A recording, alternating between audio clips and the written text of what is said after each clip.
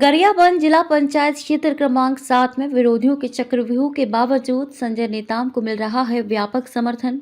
संजय ने कहा, जन आशीर्वाद ही मेरी ताकत। तमाम कठिनाइयों के बावजूद जनप्रतिनिधि धर्म का पालन करने वाले संजय नेताम को कांग्रेस ने इस बार गरियाबंद जिला पंचायत क्षेत्र क्रमांक 7 से अपना प्रत्याशी बनाया है। विधानसभा स्तर पर सतत जनता से संपर्क रखने के कारण इस क्षेत्र से भी संजय नेताम को व्यापक समर्थन मिल रहा है। 2010 के पंचवर्षीय में सरपंच निर्वाचित होकर पंचायत प्रतिनिधित्व की शुरुआत संजय ने की थी। तब से अब तक कभी पीछे नहीं मुड़ा। जनपद सदस्य फिर जिला पंचायत का चुनाव लगातार जीतते आ रहे हैं।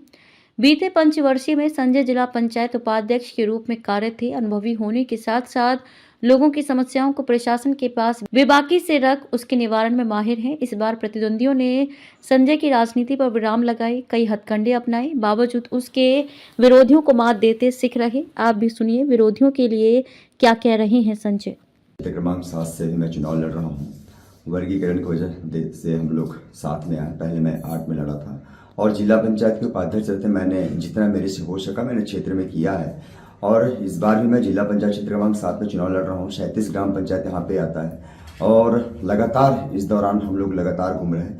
क्षेत्र में अच्छा रिस्पांस है। लोग खुद होकर स्वयं बुला रहे हैं कि आप आइए। हम लगातार दौरा कर रहे हैं और बहुत अच्छा रिस्पांस है। और देखा जाए तो 37 ग्राम पंचायत में लगभग 150 गांव पाड़ाटोलों को मिलाएंगे तो ऐसा होता है। और बहुत कम समय मिला है चुनाव प्रचार का, तब भी हम लोग लोगों तक पहुंचने का प्रयास कर रहे हैं। हम लोग दिन रात मेहनत कर रहे हैं, लोगों के बीच में जा रहे हैं और जाकर के उनसे आशीर्वाद ले रहे हैं। और लोग कह रहे हैं कि संजय भाई को हम लोग यहाँ पे लाएंगे, ये क्योंकि हम लोगों ने काम किया है, देखा है, हमारे संघर्ष को उन्होंने देखा है। काफी हम लोगों ने संघर्ष किया क्षेत्र के लिए, जनहित को लेकर के, क्षेत्र हित को लेकर के, लोगों के हक अधिकार को लेकर के, क्षेत्र की कई ऐसे सरकार की जन कल्याण योजना को लेकर के हमने लगातार संघर्ष किया है। लोगों को हम लोगों ने फायदा दिलवाया है, लाभ दिलवाया है लगातार उनको। सरकार की जितनी योजनाओं का उससे लोग बहुत प्रभावित हैं और लगातार हमें जनता का बहुत आशीर्वाद मिल रहा है।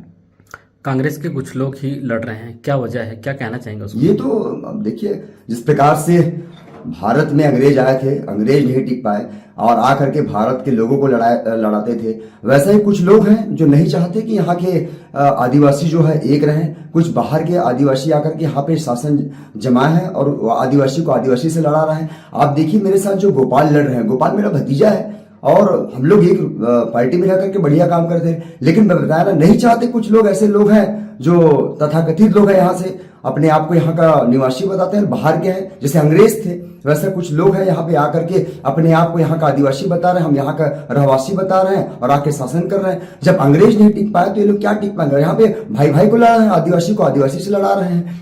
तो इस टाइप के यहाँ पे चल रहा है। लोग इस चीज को समझते हैं, लोग जान रहे हैं, भली भांति समझ रहे हैं और कहीं ना कहीं ये चीज को गोपाल भी समझ रहा होगा जो इस क्षेत्र से लड़ रहे हैं जिला पंचायत क्षेत्र क्रमांक 7 से। इस चीज को कहीं ना कहीं उसको एहसास हो रहा होगा। ये कहीं ना कहीं उसको भड़काया गया, उनको तोड़ने का प्रयास किया गया, ये कहीं ना कहीं उनको एहसास भी हो रहा होगा।